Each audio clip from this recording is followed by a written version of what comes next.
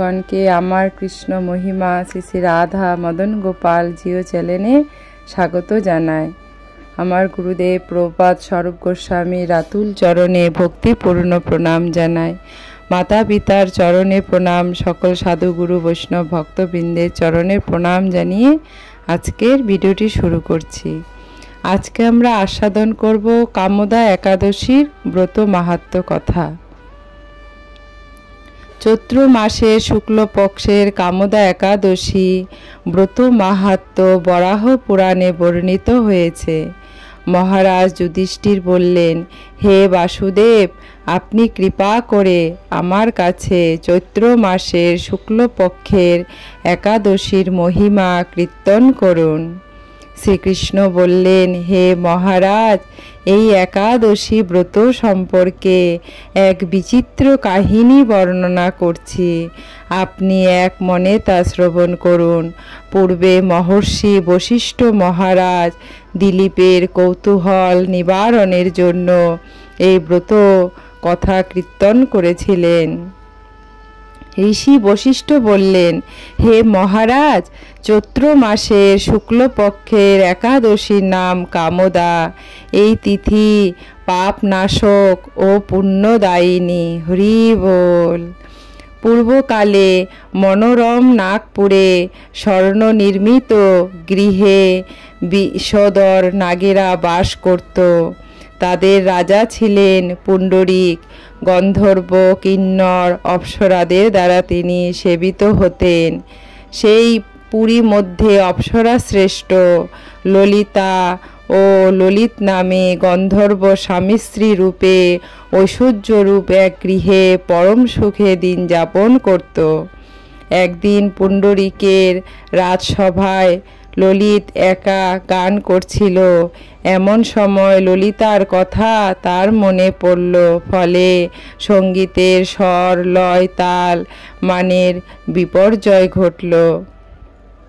কর্কটক নামে এক নাগ ললিতের মনোভাব বুঝতে পারল। গানের ছন্দভঙ্গের ব্যাপারটি সে পুণ্ডরীক রাজার কাছে জানালো। তা শুনে সর্পরাজ ক্রোধভরে কামাতু ললিতকে, এ দুর্মতি, তুমি রাক্ষস হও বলে অভিশাপ দান করল। সঙ্গে সঙ্গে সেই ললিত ভয়ঙ্কর রাক্ষস মূর্তি ধারণ করল। তার হাত 10 যোজন বিস্তৃত, মুখ পর্বত এবং গুহা তুল্য চোখ, দুটি প্রজ্বলিত আগুনের মতো, ঊর্ধ্বে 8 যোজন বিস্তৃত প্রকাণ্ড এক শরীর সে লাভ করল। ললিতের এরকম ভয়ঙ্কর রাক্ষস শরীর দেখে ললিতা মহা দুঃখে চিন্তায় ব্যাকুল হলেন। স্বেচ্ছাচারী রাক্ষস ললিত দুর্গম বনে ভ্রমণ করতে লাগল। ললিত কিন্তু তার সঙ্গ ত্যাগ করল না। ললিত নির্দয়ভাবে মানুষ ভক্ষণ করত। সেই পাপের ফলে তার মনে বিন্দু মাত্র শান্তি ছিল না। পতির সেই দুরাবস্থা দেখে ব্যথিত চিত্তে রোদন করতে করতে ললিতা গভীর বনে প্রবেশ করল। একদিন ললিতা বিন্ধু পর্বতে উপস্থিত হল। সেখানে ঋষশৃঙ্গ মুনির আশ্রম দর্শন করে মুনির কাছে হাজির হলো। তার চরণে প্রণাম করে সেখানে দাঁড়িয়ে রইল। মুনিবর জিজ্ঞাসা করলেন, হে সুন্দরী, তুমি কে, কার কন্যা, কি কারণেই বা এই গভীর বনে এসেছ, তা সত্য করে বলো। তদুত্তরে ললিতা বলল, হে প্রভু, আমি ধীরধন্যা গন্ধর্বের কন্যা। আমার নাম ললিতা। আমার পতির পিশাচত্ব দূর হয় এমন কোনো উপায় জানবার জন্য এখানে এসেছি।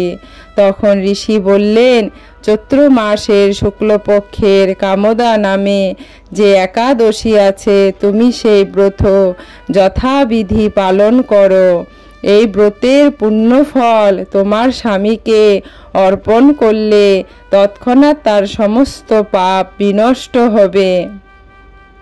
বশিষ্ঠ ঋষি বললেন, হে মহারাজ দিলীপ, মুনির কথা শুনে ললিতা আনন্দ সহকারে কামদা একাদশী পালন করল।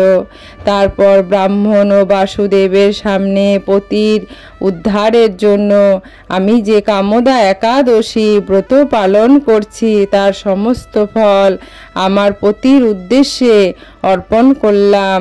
এই পুণ্যের প্রভাবে তার পিশাচত্ব দূর হোক।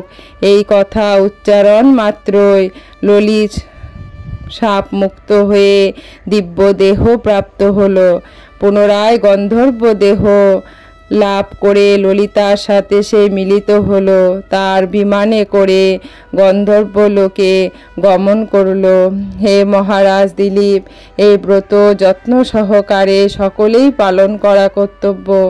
এই ব্রত ব্রহ্মহত্যা, পাপ বিনাশক এবং পিশাচত্ব মোচনকারী। এই ব্রত কথা শ্রদ্ধাপূর্বক পাঠ ও শ্রবণের বাজপেয় যজ্ঞের ফল লাভ হয়। হরি বল, রাধে রাধে। আপনারা সবাই ভালো থাকবেন, ভিডিওতে লাইক শেয়ার সাবস্ক্রাইব করবেন, আমরা যেন সব সময় ভগবানের সান্নিধ্যে থাকতে পারি। হরি বল, রাধে রাধে।